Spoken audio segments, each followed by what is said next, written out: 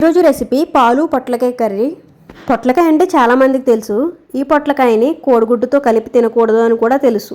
అంతేకాకుండా ఈ పొట్లకాయని ఇంకా ఎవరు తినకూడదు, అలాగే ఇందులో ఉండే అడ్వాంటేజెస్ అలాగే డిసడ్వాంటేజెస్ ఏంటో కూడా చెప్తాను.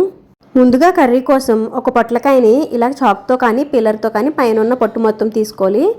మనకి చాక్ కన్నా కూడా పీలర్ అయితే చాలా ఈజీగా అయిపోతుంది. ముందుగా ఇందులో ఉండే అడ్వాంటేజెస్ వచ్చేసి ఇందులో ఫైబర్ ఎక్కువ ఉంటుంది, దానివల్ల డైజెషన్ అనేది బాగుంటుంది.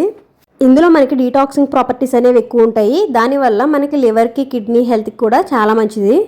అంతేకాకుండా ఇది బాడీ మెయిన్గా చలవ చేయడానికి బాగా ఉపయోగపడుతుంది పొట్లకాయ అనేది. ఇప్పుడు ఇది ఇలా మొత్తం పీల్ చేసిన తర్వాత మనం మధ్యలో కట్ చేసుకుని ఇలా మధ్యలో ఉండే గింజలు వేస్ట్ అంతా కూడా క్లీన్ చేసుకోవాలి. ఇలా క్లీన్ చేసుకున్న తర్వాత దీన్ని చిన్న చిన్న ముక్కలుగా కట్ చేసుకోవాలి. మనం బాగా చిన్నగా కట్ చేసినట్టయితే పిల్లలు కూడా తినడానికి ఇష్టపడతారు. పొట్లకాయ మొత్తం ఇలా చిన్న చిన్నగా కట్ చేసుకున్న తర్వాత దీన్ని మొత్తం ఒక గిన్నెలోకి తీసుకుని ఇందులోనే కొంచెం సాల్ట్ వేసి బాగా కలుపుకొని కొంచెం సేపు పక్కన ఉంచుకుంటే మనకు వాటర్ అనేది సెపరేట్ అయిపోతుంది. ఇలా పక్కన పెట్టుకుని ఇప్పుడు స్టవ్ పైన ప్యాన్ పెట్టుకుని ఇందులో కొంచెం ఆయిల్ వేసుకుని 5-6 వెల్లుల్లి రెబ్బలు, 1 టేబుల్ స్పూన్ శనగపప్పు.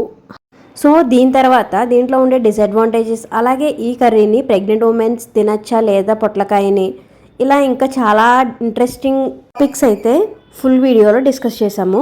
సో ఫుల్ వీడియో మన ఛానల్లో అప్లోడ్ చేశానండి, డిస్క్రిప్షన్లో లింక్ ఇస్తాను, చూసి మీరు కూడా ట్రై చేయండి. అలాగే మన ఛానల్ని సబ్స్క్రైబ్ చేసుకోండి.